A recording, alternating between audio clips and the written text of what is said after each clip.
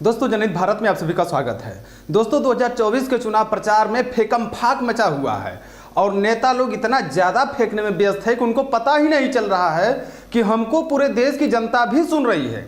जी हाँ दोस्तों, आज बिहार के नवादा के रैली में प्रधानमंत्री मोदी सहित नीतीश कुमार भी मंच पर मौजूद थे। और आपको बता दें कि प्रधानमंत्री मोदी चुनावी मंच से हमेशा कहते हैं कि इस बार 400 के पार, लेकिन उनसे भी एक कदम नहीं बल्कि 10 कदम आगे बढ़कर नीतीश कुमार ने खुले मंच से प्रधानमंत्री मोदी को 4000 सीट जीत कर लोकसभा में पहुंचने का वादा कर दिया। अब आप खुद सोचिए कि लोकसभा में मात्र 543 सीट होती है और नीतीश कुमार को यही नहीं पता है कि हमारे देश में लोकसभा की सीटें कितनी हैं। उधर अखिलेश यादव आज गाजीपुर में मुख्तार अंसारी के क्षेत्र में गए और उन्होंने कहा कि मुख्तार अंसारी कह रहे थे कि उन्हें धीमी जहर दिया जा रहा है। क्या हम और आप इस बात को स्वीकार कर लेंगे कि मुख्तार अंसारी की डेथ नेचुरल थी? क्या मुख्तार अंसारी के दादा और नाना का योगदान देश की आज़ादी में नहीं रहा है? अखिलेश यादव ने भाजपा सरकार से यह भी अपेक्षा की कि मुख्तार अंसारी की मौत का जांच करके सच्चाई को सबके सामने लाया जाए। और अखिलेश यादव के गाजीपुर दौरे से बीजेपी का चुनावी समीकरण बिगड़ता दिखाई दे रहा है और बीजेपी का पलड़ा फिर एक बार गाजीपुर में कमजोर होता दिखाई दे रहा है। उधर तमिलनाडु में बीजेपी के एक कार्यकर्ता जिसकी उम्र मात्र 33 साल है, वह 4 करोड़ कैश के साथ चेन्नई में पकड़ा गया।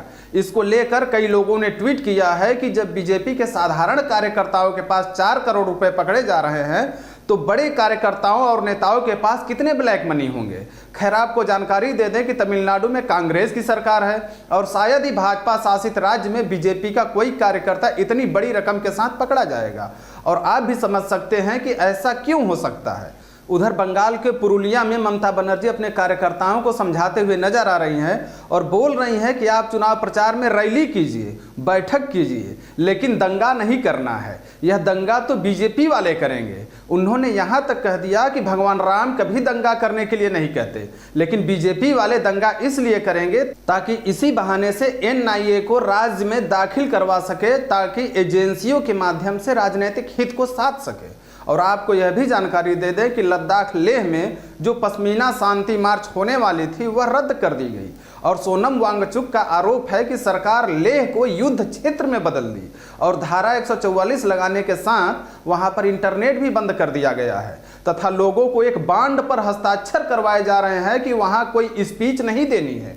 सोनम वांगचुक ने कहा है कि हमारा उद्देश्य केवल सच्चाई को देश के सामने लाना था कि वास्तव में चीन ने लद्दाख के कितने जमीनों पर कब्जा किया है, जिसकी सच्चाई लोगों के सामने नहीं आ पा रही है। आपको बता दें कि इस बार GD बख्शी भी मोदी सरकार के खिलाफ सोनम वांगचुक के समर्थन में खड़े हैं और उनका भी मानना है कि सच्चाई देश के सामने आनी ही चाहिए।